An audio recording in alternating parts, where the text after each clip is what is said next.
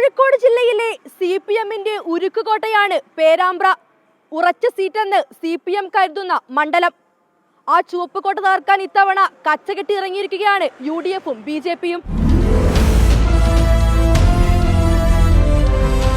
1957 മണ്ഡലം രൂപീകരിച്ചത് മുതൽ 2 തവണയൊഴിച്ചാൽ ഇടതിന്റെ കുത്തകയാണ് പേരാമ്പ്ര. 1970 മുൻ മന്ത്രി ഡോക്ടർ KG അടിയോടിയും പിന്നീട് KC ജോസഫും മാത്രമാണ് മണ്ഡലത്തിൽ നിന്ന് വിജയിച്ച UDF MLAമാർ. 1980 മുതൽ മണ്ഡലം പൂർണ്ണമായി ചുവന്നു. LDF കൺവീനർ കൂടിയായ TP രാമകൃഷ്ണൻ മണ്ഡലത്തിൽ 4ാം അംഗത്തിനിറങ്ങുമ്പോൾ ഇടതിന്റെ ആത്മവിശ്വാസം ചെറുതല്ല. തൊഴിലാളി നേതാവും കരുത്തുറ്റ രാഷ്ട്രീയ നേതാവുമായ TPയുടെ പരിചയസമ്പന്നതയാണ് LDFന്റെ മുതൽക്കൂട്ട്. ഇവിടെയുള്ള ജനങ്ങൾ എന്നെ അറിയാം, അവർ സഹകരിക്കും. അവരെല്ലാം വീടുകൾ സ്ക്വാഡുകൾ തെരഞ്ഞെടുപ്പിൻ്റെ സ്ക്വാഡുകളെല്ലാം വീടുകൾ സന്ദർശിക്കുന്നുണ്ട്, അവർ സ്ഥാനാർത്ഥിക്ക് വേണ്ടി സംസാരിക്കുന്നുണ്ട്.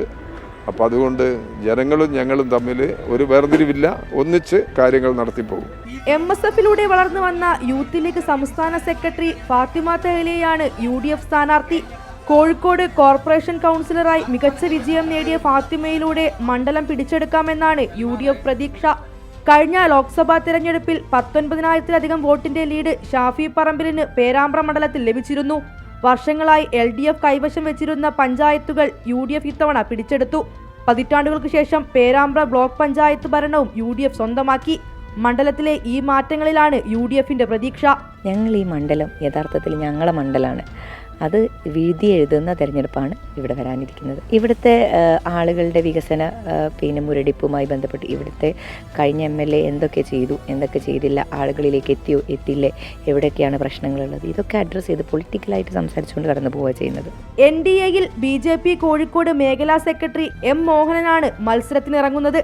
താലൂക്ക് അടക്കം ഇനിയും നടപ്പിലാക്കാത്ത കാര്യങ്ങൾ ഉന്നയിച്ചുകൊണ്ടാണ് NDAയുടെ പ്രചരണം. പോരാട്ടങ്ങളുടെ മണ്ഡലമാണ് എന്നും പേരാമ്പ്ര. മണ്ണിന് വേണ്ടിയുള്ള ഒട്ടേറെ കർഷക സമരങ്ങൾ നടന്ന ഇടം, ദേശീയ പ്രസ്ഥാനത്തിന്റെ അലയൊലികൾ മുഴങ്ങുന്ന ഭൂമി. ആ പോരാട്ട ഭൂമിയിൽ ഇത്തവണ ആരായിരിക്കും വിജയക്കൊടി പാറിക്കുക എന്നറിയാനുള്ള ആകാംക്ഷയിലാണ് രാഷ്ട്രീയ കേരളം.